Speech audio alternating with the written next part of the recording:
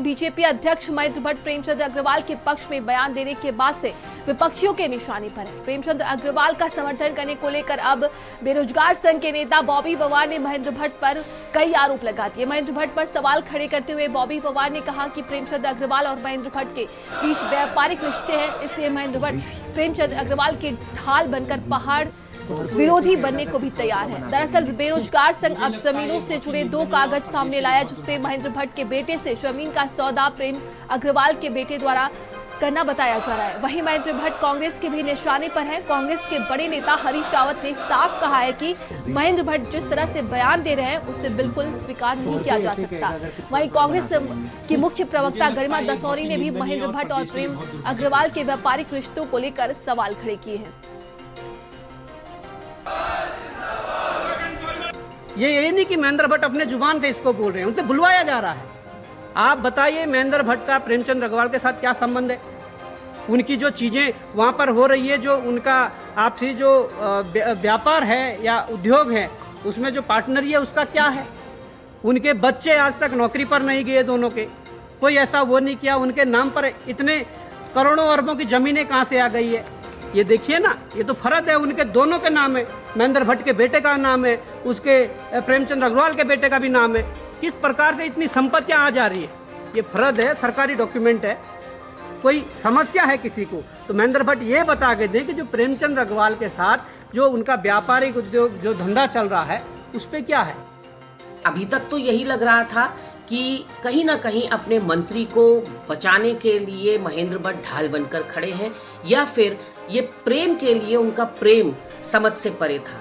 लेकिन आज उस राज पर से भी पर्दाफाश हो गया, सुनने में आया है, और दस्तावेज भी सबूत के तौर पर सोशल मीडिया पर वायरल हो रहे हैं, जिसमें यमकेश्वर में एक बड़ी भूमि का हिस्सा महेंद्र भट्ट के बेटे ने प्रेमचंद अग्रवाल के बेटे को बेचा है। तो कहीं ना कहीं एक दल में नेता होने के साथ साथ ये लोग व्यवसायिक पार्टनर भी हैं, यानी कि आपस में भूमि का आदान प्रदान, खरीद फरोख्त में भी इनका गठजोड़ चल रहा है।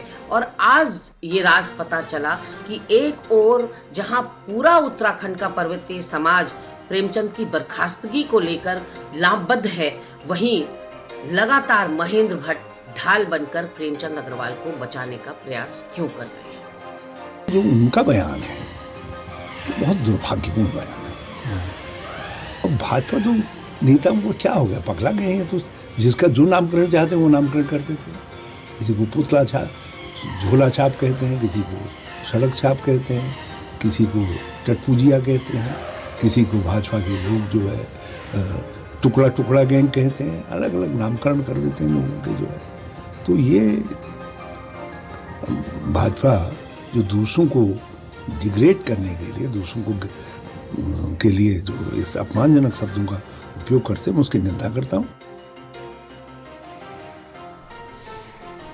और उत्तराखंड ब्यूरो चीफ पंकज पवार हमारे साथ जुड़ गए। पंकज, लगातार देखा जा रहा है कि अब ये मामला बढ़ता जा रहा है और कांग्रेस की तरफ से एक के बाद एक कई सवाल खड़े किए जा रहे हैं और लगातार इस मुद्दे को घेरता ही नजर आ रहा है कांग्रेस पार्टी, अगर बात की जाए।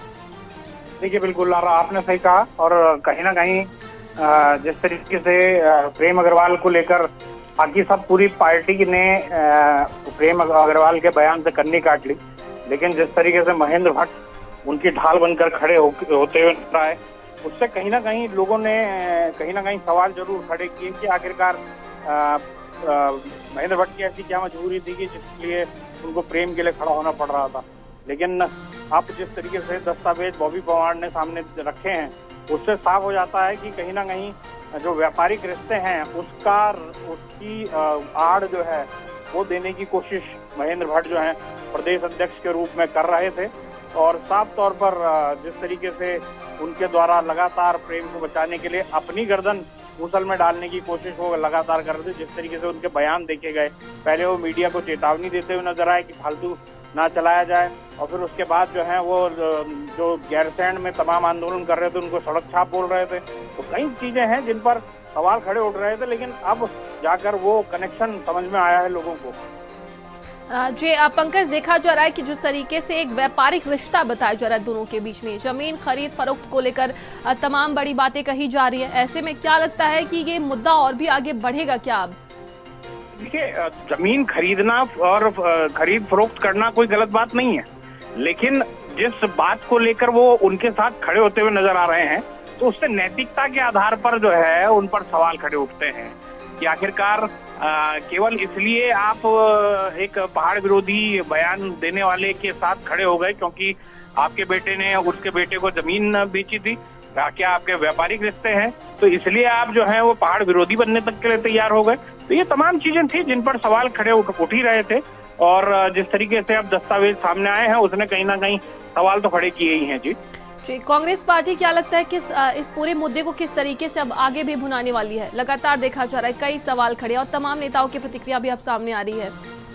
बिल्कुल आपने सही कहा, और जिस तरीके से कांग्रेस के बड़े नेताओं के, चाहे हरीश रावत हो या फिर करण माहरा हो या फिर गरिमा हो, ये तमाम लोग जो हैं जिस तरीके से बयान दे रहे हैं उसने कहीं ना कहीं ये दिखा दिया है कि आने वाले दिनों में भी ये जो मुद्दा है, अगर प्रेमचंद अग्रवाल को मंत्रिमंडल से नहीं हटाया गया तो जैसा कहा जा रहा है कि होली के बाद कुछ हो सकता है, और अगर नहीं हटाया गया तो हो सकता है एक बार फिर ये मामला फिर भड़के और कहीं ना कहीं प्रेम अग्रवाल की परेशानी बढ़े, और कांग्रेस हो सकता है कि उसका फायदा उठाने के लिए तो कोशिश तो करेगी। अब कितना फायदा उठा पाएगी ये तो आने वाला वक्त बताएगा, लेकिन कुल मिलाकर कांग्रेस ने इस पूरे मामले में लीड लेने की कोशिश जरूर की है। वहीं दूसरी तरफ जो प्रदेश की जनता है वो किस तरीके से इस पूरे मामले पर आगे बढ़ती है, किस तरीके से वो इसकी कोशिश करती है, लेकिन कुल मिलाकर देखा जाए महेंद्र भट्ट प्रेम अग्रवाल को बचाने के चक्कर में अपने हाथ जरूर जला बैठे हैं। जी बिल्कुल, आप बने रहिएगा हमारे साथ।